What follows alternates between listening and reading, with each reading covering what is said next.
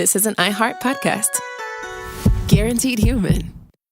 Work can be a little weird. Cringy training seminars, coworkers who won't stop talking about their plant, forgetting the mute button at an inopportune moment. We have to deal with a lot on any given workday. Sometimes it can feel hard to thrive and move forward in your career. Well, that's where LinkedIn comes in. LinkedIn helps you get ideas and insights from experts in your field, connect with people professionally, grow your network, and access tools designed to help you find the right fit for your next role. Whether you're just getting started, figuring out your next move, or looking to accelerate your career, LinkedIn is built to support you at every stage because LinkedIn is the network that works for you. Visit linkedin.com/knowstuff to learn more. The universe is full of mysteries. Black holes, quantum physics, galaxies. On TikTok, millions of people are learning more about the universe around them every day. Scientists break down complex theories, demonstrate experiments, and connect dots between the cosmos and our daily lives. One scroll might reveal the concepts on the fabric of space-time, the next an optical illusion. It's discovery on a massive scale, where millions learn something new every day. Hey everybody, it's Josh, and for this week's Select, I've chosen our 2014 episode on electricity. And I chose it as a kind of Casey Kasem-esque special dedication to one of our younger listeners, Charlie Pendergrast, who wrote in with a bunch of good ideas, one of which was electricity. Well, rather than just send him a link and being boring, I thought I'd share it as a select for everybody to enjoy. So, if you enjoy this select, you can thank Charlie. Thanks, Charlie. Welcome to Stuff You Should Know, a production of iHeartRadio.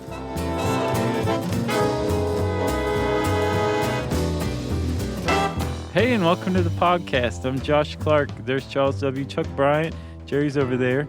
Chuck's wearing his last chance garage hat, which means that all is right with the world. Yeah. You know, if Chuck's not wearing that hat, who knows what's going on? Yeah. I thought I lost this thing on a plane once, yeah. I think I vaguely remember that. Oh, dude, I freaked. I was you like were, on the you horn. were crying. I was on the phone with Delta and everything. I was like, oh, here it is. Right. It's on my head. In your back pocket. Like Bruce Springsteen. That's right. How you doing? Great. Chuck. Yes. Let's talk about electricity. Electricity. I've had the Talking Heads song in my head. Which one? Electricity. Oh, okay. Where all he sees are little dots. I thought you were going to say Once in a Lifetime. No, that's... What is that called? Once in a Lifetime? Yeah. Oh. Yeah, I've been singing the Schoolhouse Rock Electricity song over and over in my head. What about the Electric Company theme song? I haven't been singing that. But do you remember it? Yeah, I was Electric Company over Sesame Street even. Oh, yeah, I didn't think there had to be like a, I didn't know it was like the Stones or the Beatles, No, it's, and the correct answer there is The Who, by the way. What do you mean? Like that's the Stones one you go or Beatles, for? The Who. Is that right? No, I mean, I love The Who. But, do you? But I'm with you. I don't see the need to rank things like that. Well, plus the Electric Company came on after Sesame Street, I think. Yeah, it skewed slightly older, I think. Sesame Street, to me, felt like, 6, 7, 8-year-olds. Yeah. Electric Companies were like 8, 9, 10, 12. And then even younger than Sesame Street was Pinwheel, if I remember correctly. That was after your time. Oh, okay. Pinwheel was pretty cute. Yeah. But it was like little kids, and then Sesame Street was like little kids, and then Electric Company was like cool. Yeah, and Romper Room was kind of pre-Sesame Street even. So was that the one with Raggedy Ann and Andy? I don't remember. I just remember it was very immature. Yeah. It was very childish. I think Raggedy Ann and Andy were in that. Well, at any rate, we've angered enough people now. I know. I have an intro for this one. Great. Okay, you ready? Mm-hmm. About 13.8 billion years ago, a little something called the Big Bang happened, and the universe was created. So says you. So says a lot of people. Yeah. We weren't around. Nobody saw it. But it's been detected, and it's strongly suspected by scientists that the universe is 13.8 billion years old, and that it came from something called the Big Bang, which, by the way, I would love to do an episode on. Yeah, let's do it. Okay.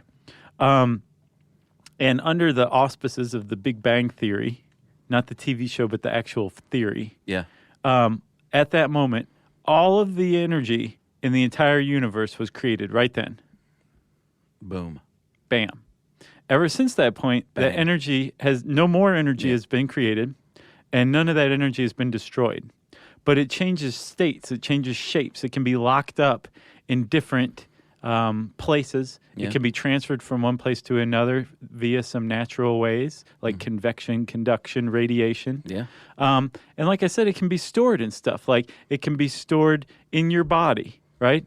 Fat is potential energy that can be burned and used for energy to carry out work. Yeah. Which is all we're looking to do is work. That's right. We use energy to carry out work, whether it's digging a shovel or lighting a light bulb.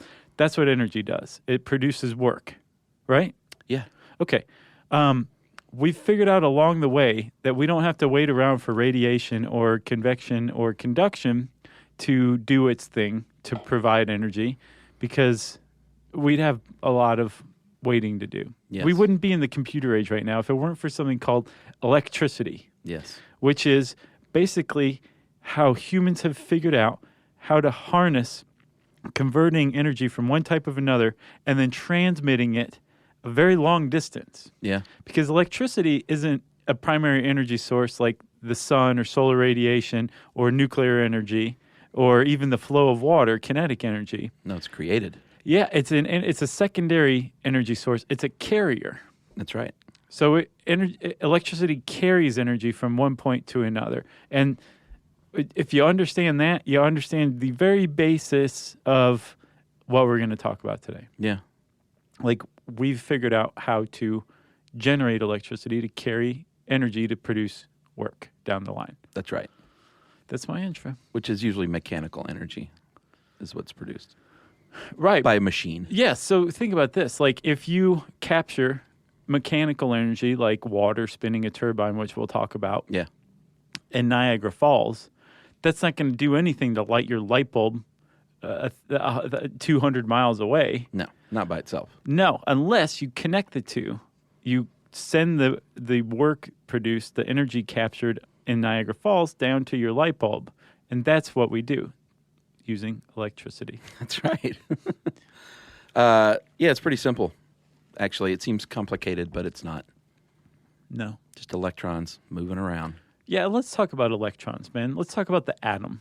Well, should we talk about the history of this stuff? Yes, let's. Back in the olden days, in ancient times, there were dudes messing around with energy and static electricity without even knowing what they were doing.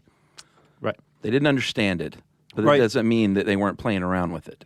No, and getting zapped because they were messing with static electricity. That's right, which we'll explain all that later, too. But there was one dude called Thales of Miletus. He was a philosopher in Greece. And in 600 BC, he is thought to have been the first dude to mess around with electrostatics, static electricity, by rubbing amber with fur, and he noticed that dust and feathers and things were attracted to it. He didn't know what the heck was going on, but he knew something was up. Right, and the amber plays a pretty big role. It's actually amber, the Latin, or I'm sorry, is it Greek? The Greek word for amber is electron. Yeah, with a K. Yeah, that was Which like makes their it little. look way heavy metal. Yeah. You know. But that's so like our word electricity is derived from the Greek word for amber from that first experiment with static electricity. Yeah, and it was actually coined by a dude named William Gilbert. He was an Englishman, a physician, and he was studying sort of the same things with static electricity that Miletus was, and he was the first person to say it's electric when he saw these forces at work. With an exclamation point and his finger in the air. Probably Can't you so. see it? Yeah. And we should probably differentiate. Like static, there's a couple of types of electricity. There's static electricity and then there's current electricity, right? Yeah. And current electricity is what we are able to generate artificially. Static electricity exists in nature, just naturally. Yes. And that was the first experiments carried out. Then there's other types of current electricity like lightning. But at this time, when these people are messing with electric or static electricity or saying it's electric for the first time, Yeah. the concept of electricity was that it was fluid. Well, it was fluid. He was on the right track. Something is flowing, but they thought it was literally a fluid, Right. which they called, which in those days was called a humor. And he said it leaves what he called then an effluvium, effluvium, Right. which is atmosphere around it. When you create this rubbing action, it removes that fluid. Right. But it wasn't fluid. They were not dummies back then, but they were just figuring it all out. No, they weren't dummies because even Ben Franklin thought it was a fluid. It was the prevailing idea or concept of electricity. And Ben Franklin and a couple of his contemporaries, including a guy named Thomas Francois Dalibard, were studying electricity big time. And it was when they really investigated lightning that our understanding of current electricity started to take shape. Yeah, the old story of Ben Franklin flying his kite may or may not have happened. There are some people that think that didn't happen now. But If he didn't do it, other people did. There were guys who died carrying out that experiment. yeah, but It was definitely carried out. I don't know if Ben Franklin did or not. yeah, that's sort of the story that he flew the kite with the key, and some people think it either didn't go down like that or didn't go down with him at all. Right. But it's a great story either way. Yeah, and I think he at least proposed it, the experiment. Well, yeah, and he was the first guy to say that electricity has a positive and negative charge, and that it flows from positive to negative. So he's a smart guy. Very smart. He's a polymath. Then there was another smart dude named Coulomb, Charles Augustin de Coulomb, and he is the one that wrote Coulomb's law. And he said charges, like charges repel, opposite charges attract, and that's kind of like the basis for it all. Yeah, and the force of these charges is proportional to their product. So if you multiply the charges, they are going to be very strong or cancel one another out or push one another away. Yeah, he basically said you can now calculate this Right. because of my handy-dandy little law. Yeah, and with a boom. He said boom. Not bang. Okay. That came earlier. Later on, a guy named J.J. Thomson in 1897 said at a science conference, "Hey, I found something smaller than the atom." And everyone said, "Silly man, atoms are invisible. You can't. It even means invisible." You liar. And he said, "No, I promise. There's something smaller. It's got a negative charge, and I'm going to call it a corpuscle."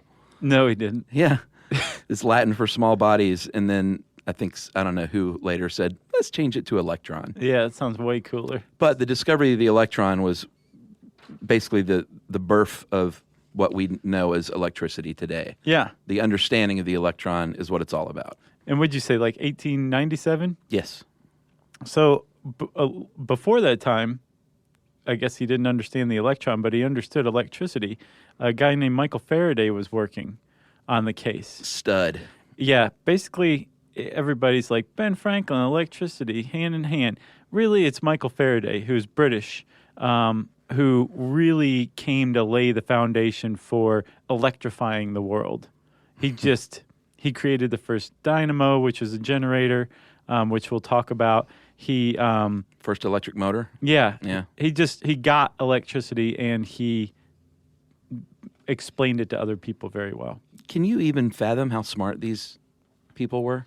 To No. be that in the dark and figuring all this subatomic stuff out? Yeah. Back then? that's hats off. Top hats off to these guys. Last chance garage hat off. Yeah. And back on. Like I have trouble understanding it now. Right. When it's explained through like Kids for Science websites, I know. you know? I'm We're like, not figuring this stuff out for the first time. Even. right, exactly. Yeah. And it's a pretty dangerous field to try to figure out blind too, you know? Yeah, I mean, more than one scientist got a shock from a Leyden jar. Oh yeah. And you can make those. Did you make those in science class? No. Yeah, you can make those. Well, it's we should say a Leyden jar is a very primitive capacitor. You use a metal rod in a jar Like a nail. that's sunk into like some water, and it can store a charge. Yeah. And I think Ben Franklin's kite experiment attached the kite to, or a rod or something, to a Leyden jar to store the charge too. If that happened. Right. But again, he did make the proposal. It's whether or not he carried it out is a That's good right. question. All right, I guess now we can get to atoms. Finally. Atoms are very tiny, and they make up molecules, and molecules make up everything you see. Yeah, atoms are around the us. building block of matter. That's right. And an atom, remember we're always talking about nature loves homeostasis? Oh, man, does it? Yes, it does. you've got a balance that nature always seeks. Tries to achieve it. Same with atoms, or atoms are no exception, I should say. Within an atom, you have a nucleus, which is made up of protons and neutrons. Yeah. Protons are positively charged particles. Neutrons are neutral. And then orbiting that nucleus, making the cool atom symbol, are electrons, and they're negatively charged. That's right. And when you have an equal number of protons to electrons, you have a neutral atom. Yeah, there's no potential energy there. It's just in balance. Yeah. And a lot of stuff is like that. A lot of stuff is in balance. Some stuff is not. Well, some stuff falls out of balance easier than other stuff. Well, yeah, the electrons, sometimes they're super tightly bound to the atom and they don't want to leave the house. Right. And they want to stick around. Sometimes they're crazy teenagers and the slightest energy and movement makes them jump off from the atom and just say, I want to go attach myself to something else. They go on Rumspringa. Yeah, You know? Yeah, and it depends on the material.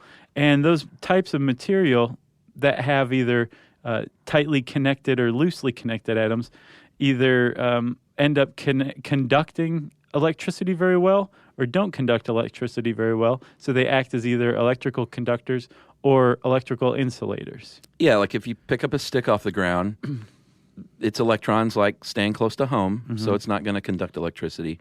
If you pick up a metal rod, those electrons are crazy. Loose. And they like to go off and do those things that teenage electrons do, and therefore it does conduct electricity. Right. Very well. Under normal circumstances, when you pick up that rod or you pick up that stick, the electrons are staying put no matter what. But we figured out along the way, thanks to the work of all of the people from the Greeks to Faraday to Ben Franklin to your guy with the corpuscle idea. Yeah. JJ was his name? Yeah, JJ. JJ Corpuscle. I think it was Thompson. So thanks to the work of all of these people, we figured out how to knock electrons loose. And it's ingenious and simple, but it's also very complex. And it involves the relationship between magnetism and electricity.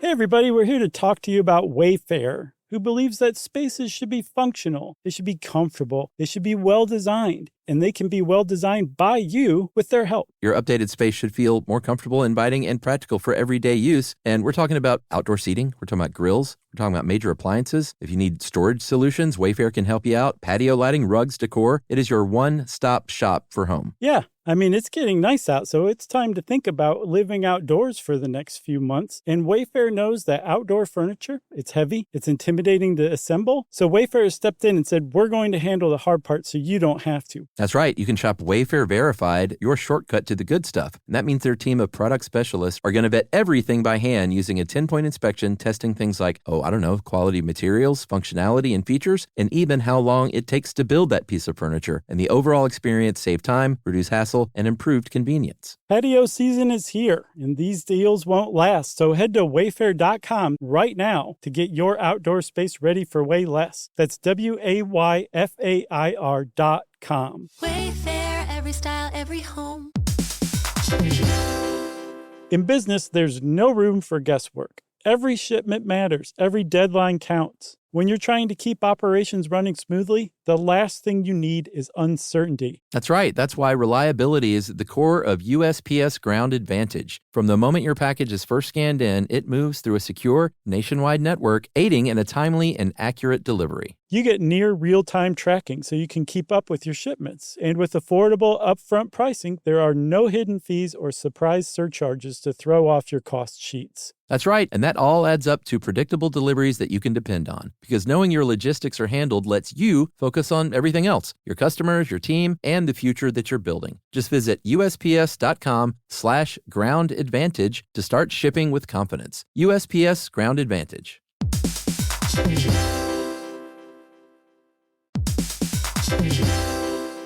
Dell PCs with Intel Inside are built for the moments that matter. For the moments you plan and the ones you don't. Built for the busy days that turn into all-night study sessions, the moment you're working from a cafe and realize every outlet's taken. Yeah, the times you're deep in your flow and the absolute last thing you need is an auto update throwing off your momentum. That's why Dell builds tech that adapts to the way you actually work. Built with a long-lasting battery so you're not scrambling for the closest outlet, and built-in intelligence that makes updates around your schedule, not in the middle of it. That's right. They don't build tech just for tech's sake. They build it for you. Find technology built for the way you work at Dell.com/Dell PCs. Built for you.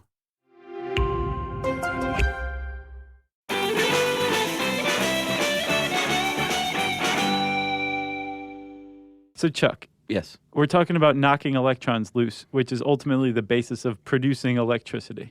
Yeah, like when you were a kid in elementary school, you probably did the little balloon trick where you make static electricity and make the balloon stick to your sweater. Right. All you're doing, you're rubbing that balloon on your sweater, and electrons are jumping from that balloon onto your sweater. And now there are two different charges going on because you're overcharged, the balloon is now undercharged, and because opposite charges attract, it sticks to your sweater. Right. And that's static electricity. And static, you have static and dynamic indicates motion, static indicates staying still. And they use that to describe this type of electricity because the electrons don't flow. They just sit there and wait for a connection. Like when you touch something that's charged, like a doorknob, Yeah. after you've shuffled with your feet in socks over carpet, when you touch that doorknob, you're forming that connection. And Yeah. all of a sudden the balance is achieved once more and the electrons flow. Like you're literally a conductor of electricity in that moment. Right. So with current electricity, those electrons move. They move along a conductive material. Yeah. Say like copper wire or something like that. That's a hot one. Right. So let's talk about how you produce an electrical current, right? Okay. Let's talk about generators and turbines and all that awesome stuff. It sounds like you need to generate that electricity with a generator. Right. I think that's what generators are called. That's why they're called that. Yeah, it's funny just how basic some of these things are. Like you say, a computer. Right. But you've heard it so many times you take it for granted and Yeah. it loses its meaning. It's Exactly. like looking at a word too frequently. Yeah, I think a lot of these words are like that. Like a generator or a Corpuscle. or a what's it called when they stop down the electricity, which we'll get to? Transformer. Yeah, it transforms something. Right. But you say them so much, you're like, what's a transformer do? Right. You know? Yeah. Anyway, I've been reading too much Science for Dummies, I think. All right, so generators. Well, I guess it all comes down to magnetism Yes. in the case of generators. And if you want to listen to two shows, lightning and magnetism, before this one, it might help you understand electricity a little bit more. All right. So just go listen to those. We'll wait. Could do that right now. We'll wait 2 hours. So what I think Faraday figured out was that because of this relationship between a magnet and electricity, you can take a magnet and you can move electrons in a say a conductive material. You can knock the electrons loose basically using a magnet. Yeah, it's like what happens when you attract a paperclip to a magnet. It's just the transfer of electrons. Right. Jumping around. And you create a flow by flipping the polarity. And you can do this by rotating metal, right? Yeah. Say like a coiled copper within the two poles of a large magnet. And when you do this, you're reversing polarity all of a sudden, Yeah. and you are knocking the electrons loose in those coils. And the way that you spin the coils very quickly is by hooking the coils to, say, a shaft. Yeah. We kind of did this backwards. Let's start at the beginning. You want to? Okay, sure. Okay. Let's go to Niagara Falls. Okay. Back in 95. George Westinghouse, who is Nikola Tesla's boss, which, by the way, if you want to listen to another really good podcast, go listen to that one. Yeah, the which- Nikola Tesla one. Yeah. Remember, it was all about the AC/DC war between Tesla and Edison? Yeah. Good episode. Kill shocking animals to Yeah. death. Yeah, it's pretty awful. What a jerk. But in 1895, George Westinghouse set up a hydroelectric power plant along the Niagara Falls. Yeah. And what he did was he had a means of taking the movement of water, which is kinetic energy. The water at the top of the falls has potential energy, and then once it falls over, that potential turns to kinetic energy.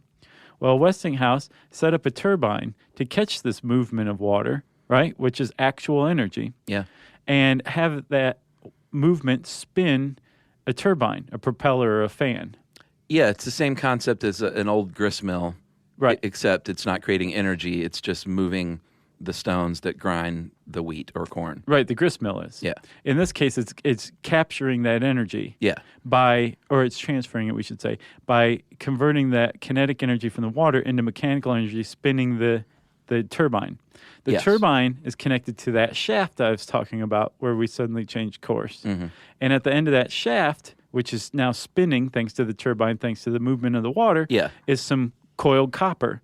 And that coiled copper is spinning within those two magnets. Yeah, that's the key. Right. And because of that, the electrons are being knocked loose. You have a power line leading from the coiled copper out, and all of a sudden you have an electric current.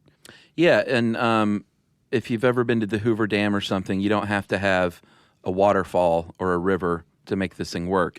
That's why they build dams. You stop up the water, and then at the base of the dam, you have the means to release that water, and then it becomes that flowing water. Right. And then also for thermal power plants, they use nuclear power to create a nuclear reaction to produce heat, or they burn coal to produce heat, and then they use that heat to heat water, and then they use that water to create steam, and then that steam turns a turbine. And these are all just different methods, whether it's solar or steam or nuclear. I almost said it, which is weird because I definitely don't say it that way. Well, you were very excited. I think I said it enough as a joke. Right. That it slips in. But anyway, all those are just means to turn that turbine. Right. And all it is you're using that stored energy or that kinetic energy, like over here, to create electricity so that you can transfer it into work down the line. That's right. It's so cool. Yeah, and this article, we used a few different articles for this one, like we said, including some Science for Kids websites, which, by the way, I highly recommend. Yeah, if you don't get something. Yeah, it's a great place to go visit are these kids' websites because they break it down like super simply. But in our article, it describes a generator as if it was a water and a pump, which made a lot of sense to me. The generator is the pump, but instead of pushing water through a pipe, it's pushing electrons down a line, a power line. And that whole, like using water as an analogy for electricity fits very well. Yeah, but you need something to push it. It's not a self-pusher. So you need that force, and that force is voltage. Right, yeah. It's electromotive force. It's the same with water. Like you have water pressure that forces the water down the line, right?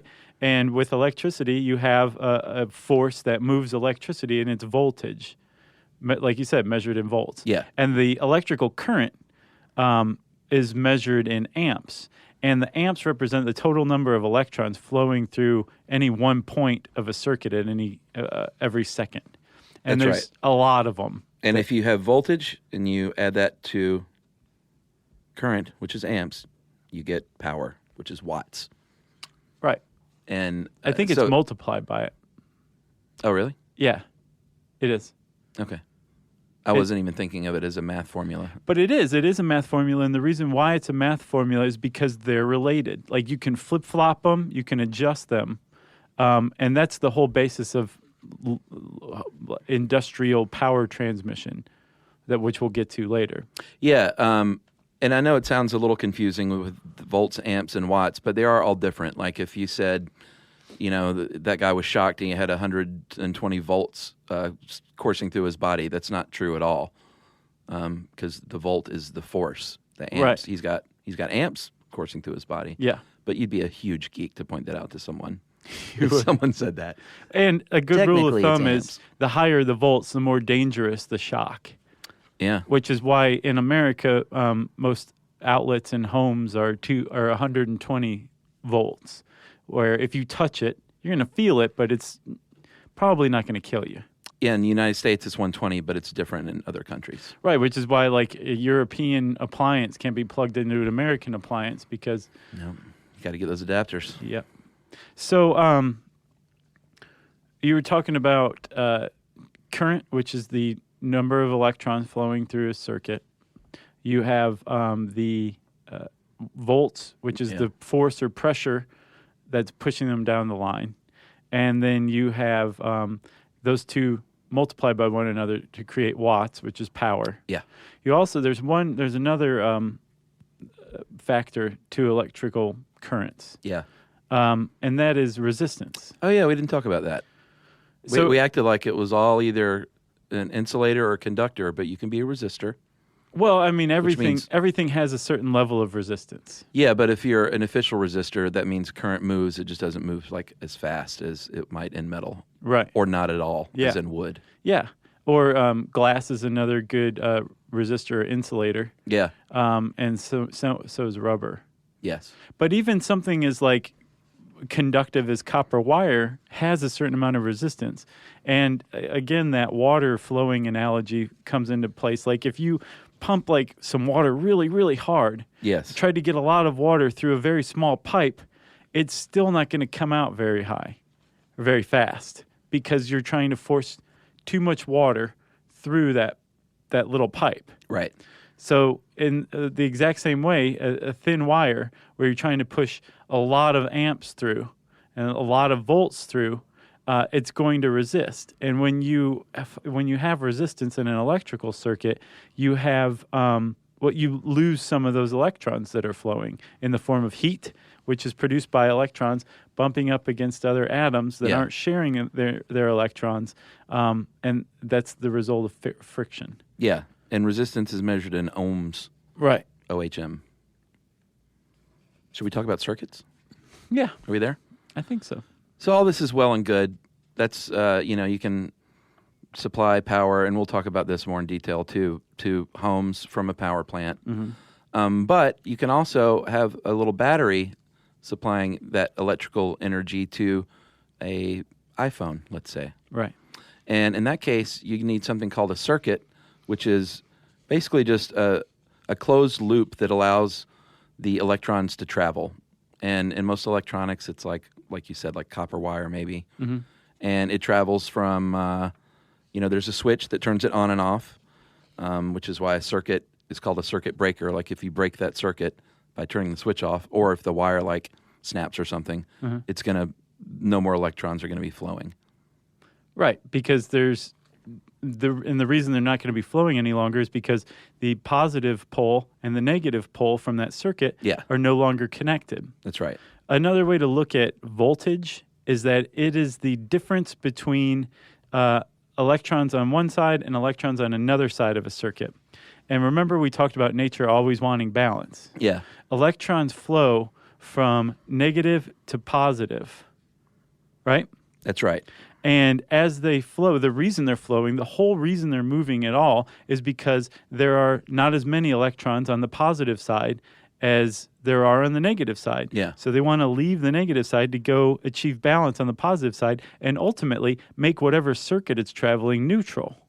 Yeah. You stick something in that circuit, and as those electrons are moving from the negative side to the positive side, because again, electricity is just the flow of electrons. Yeah.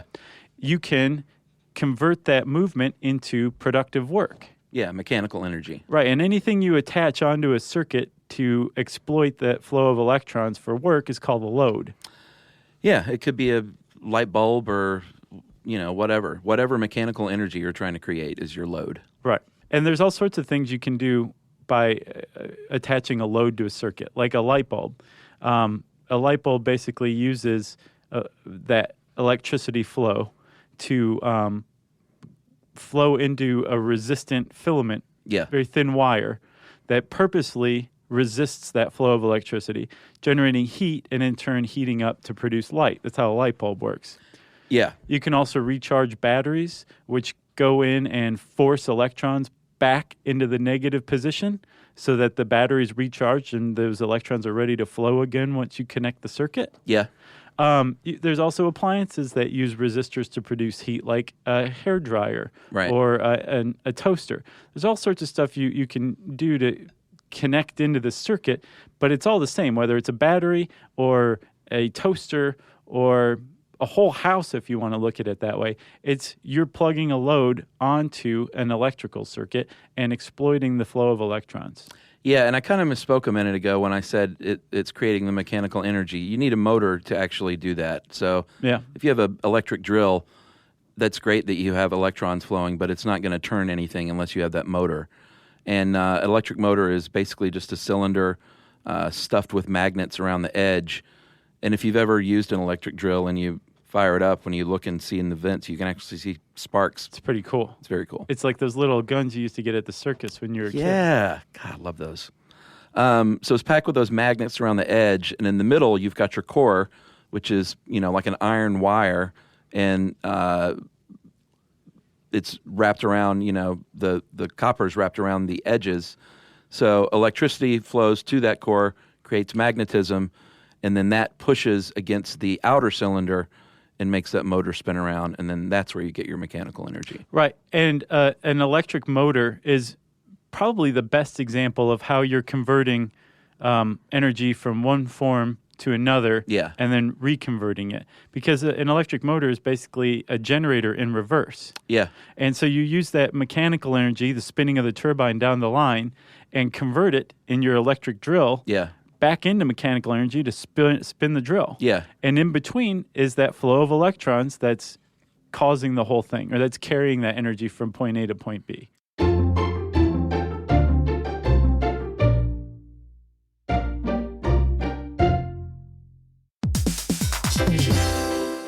In business, there's no room for guesswork. Every shipment matters. Every deadline counts. When you're trying to keep operations running smoothly, the last thing you need is uncertainty. That's right. That's why reliability is at the core of USPS Ground Advantage. From the moment your package is first scanned in, it moves through a secure, nationwide network, aiding in a timely and accurate delivery. You get near real-time tracking so you can keep up with your shipments. And with affordable upfront pricing, there are no hidden fees or surprise surcharges to throw off your cost sheets. That's right, and that all adds up to predictable deliveries that you can depend on. Because knowing your logistics are handled lets you focus on everything else, your customers, your team, and the future that you're building. Just visit USPS.com/Ground Advantage to start shipping with confidence. USPS Ground Advantage.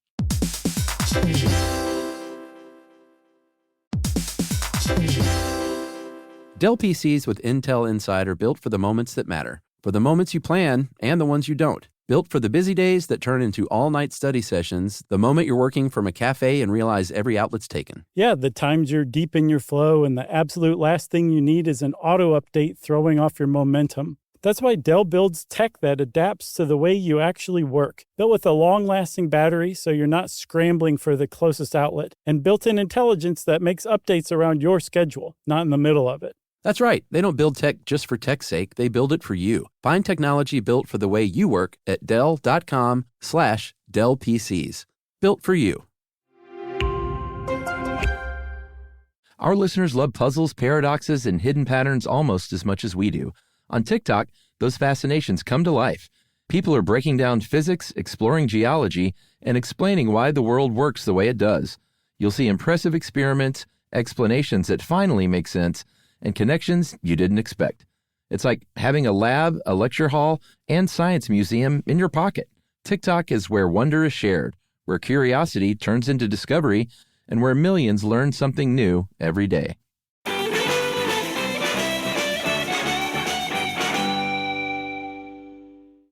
There's one other thing. If you look at a plug that you're plugging an appliance into, because again, you're just attaching a load to that flow of electrons and diverting it through your appliance, and then it goes back on its merry way, right? Yeah. If you look at a plug, sometimes you'll see three prongs. And the third prong, the one on the bottom, seems different from the other ones. It's round. Mm-hmm. And that is actually a grounding wire. Yeah, very important. Very, very important, because as awesome as we've gotten with producing and directing electricity, we can't control the amount of electrons that flow through an outlet down to a single electron. Right. And so there's such a thing as leakage of electrons, which is crazy. And there's also electrical buildup that can happen, where if you're not using all of the amps through an appliance, the residual amps can build up and they charge the appliance. And again, as with static electricity, a charge is just sitting there waiting to be neutralized. Yeah.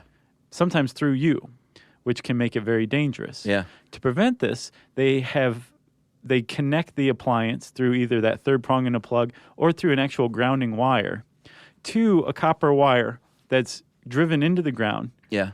And that's where the word comes from, ground. Yeah. You're actually transferring that residual electric energy to the ground, which is basically an infinite reservoir for charge dispersal. To Earth. Yeah. So like when you look at a power line and you see that bare wire coming down from the power line and driven into the ground by a stake, that is the ground, and it goes down like 6 or 10 feet. Yeah. Or if you look at every house, you're going to see near the meter, the electrical meter, you're going to see probably a copper rod driven into the ground, and that's your house's ground. Exactly. Same thing with a lightning rod. It's a ground for your entire house so that the lightning doesn't go through your house, it goes through the lightning rod. And the point of all of those is that the earth it can take it. Go ahead. Give it as many electrical shocks as you want. It's going to be fine. So we think. And it's very good at just dispersing those charges. So that's what grounding comes from. Very important stuff. Yeah, and we mentioned transformers earlier. Power plants create massive amounts of electricity, and you can't just shoot that down a power line and straight into a house because it will blow up everything in your home immediately. Yeah. But they do need that kind of juice in order to transfer like hundreds of miles away from the power plant. You know, if you don't live close, it's still got to get to you. Yeah. So the way they do that is through transformers. They transmit the power with a lot of voltage, so more force, less amperage. Less resistance. And less resistance. Which means you lose less. And then once they stop it down along the way, and by the time it gets to your home, it's transformed down to, here in the United States, 120 volts. Yeah. Making More it elsewhere. Nice and safe. Right. And then you just plug your appliance into it, and all of a sudden that electrical energy transmits to your toaster strudel being warmed. Your Hot Pocket with tainted meats. Wow. Did you hear about that? Yeah. Ooh. Remember that whole horse meat thing with IKEA the last couple of years? It wasn't just IKEA, but they were definitely called out maybe most strongly for it. I think the Hot Pockets, too, they called it unsound meat, which is just a word that sounds weird in front of meat. Yeah, unsound is not. You don't want to go near it. Unsound, unclean. It's biblical. All right, so now I think even though we've covered it in the Tesla podcast, we do need to go over AC/DC a little bit. Seriously, go listen to that podcast. That's a great one. Great episode. Best Australian band of all time. They were good. Yeah. Yeah. Are good. David, are they still around? Yeah, man. David Bowie played a pretty mean Tesla. No, I'm not talking about Tesla. I'm talking about AC/DC. Oh, okay. Tesla's all right. Sure. And they're not around. That's why I was really confused for a second. I was more confused about that than I was by any aspect of electricity. I'm like, yeah, man, of course they're around. Yeah, like, and everyone knows. and they're Australian? AC/DC's great. And they're still around, huh? Yeah, I think they're putting an album together right now. Good for them. I'll bet it sounds exactly like all the rest. It still rocks. Blues-based rock. In velour or velvet. Yes. So there was a battle being waged between Tesla and Edison, and Tesla was all about the AC current, alternating current. Mm-hmm. Edison, as we know, said, no, that's far too dangerous, and I'll prove this to you by electrocuting animals and dogs and cats and even an elephant named Topsy. Yeah. And he was alleged to have helped botch the first electrocution by electric chair by a state. Oh, yeah. I don't remember the details of that, but it's definitely in our episode. He exploded the guy. Yeah, he was a real jerk, remember? Yeah. And I think I remember talking about there should be a movie, too, about that battle. I can't believe there's not. It sounds super nerdy, but it would actually be interesting. It'd go over well these days. Agreed. So batteries these days use direct current power, DC power, and that means the positive and negative terminals are always positive and negative, and electricity always flows in the same direction. From negative to positive. Yeah, it does not alternate. Yeah, just think about it this way. Negative, an electron's negative. Yeah. So in any terminal, that's where all the negative charge is. Bad vibes. And then positive is where the electrons want to be because they're seeking to balance it out and create neutral so that there's no pole. Good vibes. Yeah. Or at the very least, so-so vibes. Yeah, true. But not negative vibes. No. And then you have alternating current, or AC, which means the current reverses 60 times per second here in the U.S., 50 times per second in Europe. So it's just reversing back and forth, alternating that current. And I guess, so who won out in the end? Tesla? On a large scale. Well, yeah. I mean, that's what Edison power generation does. Yeah, but Edison has his batteries, I guess, that he could throw at Tesla. Which are pretty important, too.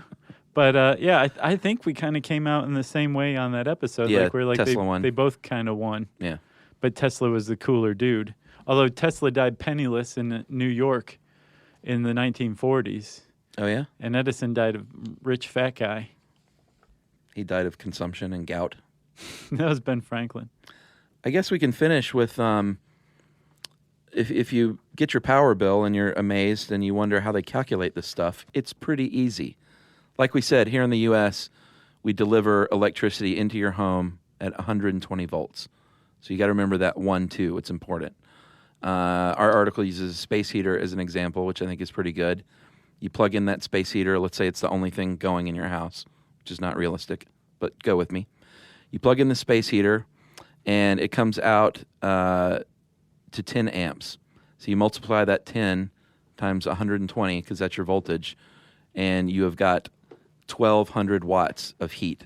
Or 1.2 kilowatts. Yes, because that's how the power company is going to measure it.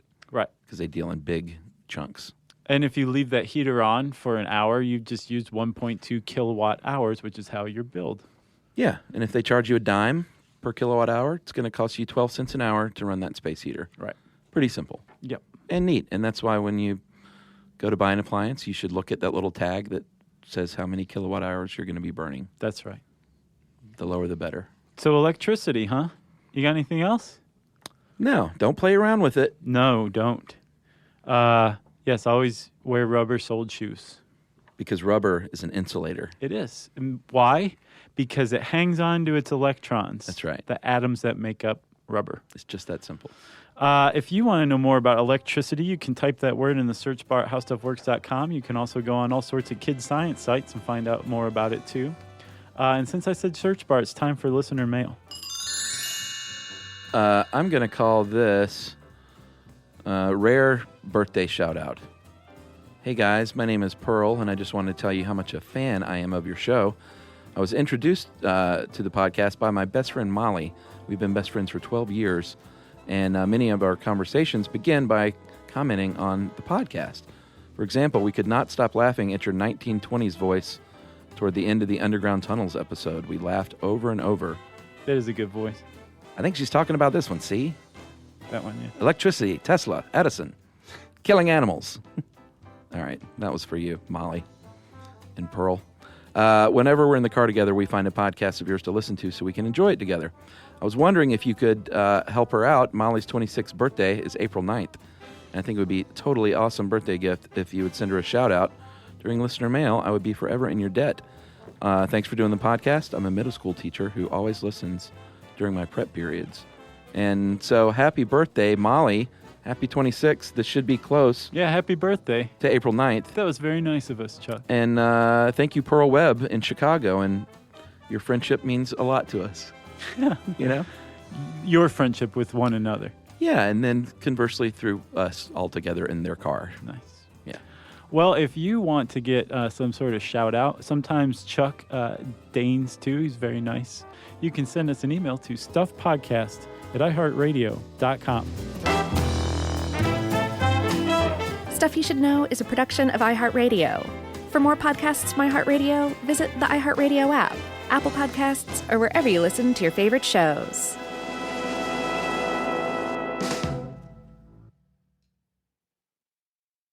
You know, you could be adored by everyone and still completely ignored by your cat. Trust me, I know. But if you feed your cat Sheba, you can go from being ignored to truly adored in 12 days guaranteed or your money back. Sheba has a full menu of products, appetizers, entrees, treats, even a kitten's menu. It's so cute, so Sheba has a product for even the pickiest eater. Like Sheba Puree, it's made with bone broth, their chef-inspired flavors. It's got a smooth and creamy texture that cats love and contains no corn, wheat, soy, or artificial flavors. It's food that your cat's gonna love. To learn more, check out Sheba.com. That's SHEBA.com.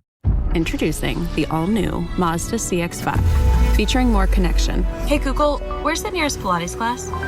safety that has your back, more discovery on the scenic routes, more passion in the details, and more control in changing weather. The all-new Mazda CX-5, more to move every side of you. See it in 5 films at MazdaUSA.com/5sides. Google is a trademark of Google LLC. Sequences shortened and simulated. Everyone knows winter is the real mess maker. You don't need WeatherTech floor liners for summer unless you hit the beach and half the beach ends up back in your car, or the campsite dirt ends up in your trunk. Then you'd want a cargo liner, or a road trip goes sideways, lemonade spills, ketchup goes rogue, ice cream drips. Yeah, you'd be pretty happy about those WeatherTech seat protectors. So just to be clear, as the mud you're inevitably going to step in this summer, you don't need WeatherTech unless you plan on doing summer. Visit WeatherTech.com today. This is an iHeart podcast. Guaranteed human.